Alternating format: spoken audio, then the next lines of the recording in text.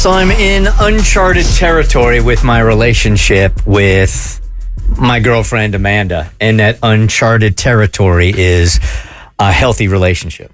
This is weird. And what?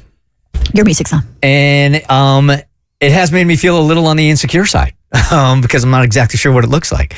So here we are over a year into dating each other, and almost hate to say it, the longing I feel for her, like when I'm away for longer than 24 or 48 hours, is unlike anything that I have experienced in other relationships before. Sweet. Simp. I know, man. It's really, I know, it's very, very pathetic.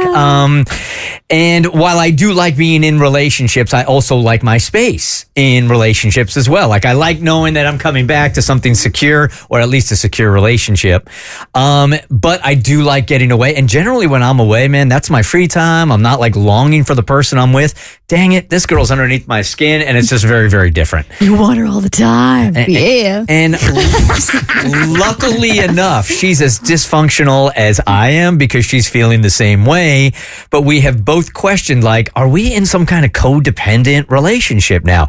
And while I've heard the word before, I didn't really know what it meant. And I guess I thought it was just like, you can't do anything without that person. Like, your whole life revolves around that person. Not only the center of your universe, but it's in an unhealthy way. So I look it up, and it says codependency is a relationship pattern where one person relies excessively on another for emotional validation and fulfillment, often at the expense of their own well-being.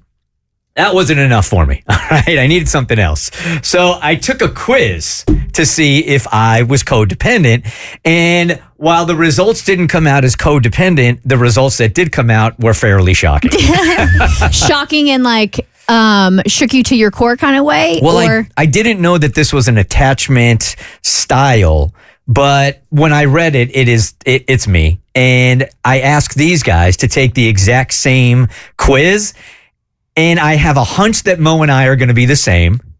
But I'm wondering what yours came up with. And this test probably took how long? 10 minutes? 15, 20. About 15, 20 minutes.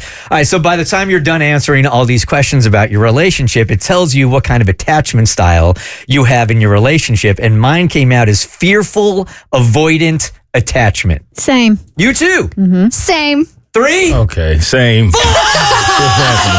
out of here. We're all a bunch of scaredy cats. Really? Huh. All right. So this is what this means. We all end up with the same attachment. It's good because we're all in a relationship with each other, kind of. Well, it made sense to me about Mo and I because of our family backgrounds. Mm-hmm. Mine with my parents, so many estrangements, so many disengagements, that this made sense to me. So key traits of fearful avoidant attachment: craves connection, but fears intimacy. Mm-hmm. Emotional fluctuations. Your feelings about relationships can change rapidly, swinging from wanting closeness to needing distance, sometimes without clear triggers. This has absolutely been me in past relationships, not this one. Distrust and vulnerability. You may find it difficult to fully trust others, fearing that vulnerability will lead to rejection or hurt. Push-pull dynamic. You often send mixed signals, drawing people in with your need for connection, but pulling away when the intimacy feels overwhelming. And then heightened sensitivity. You are highly sensitive to changes in your relationships, easily perceiving potential threats to emotional stability. 100% in my past relationships. But it made sense to me.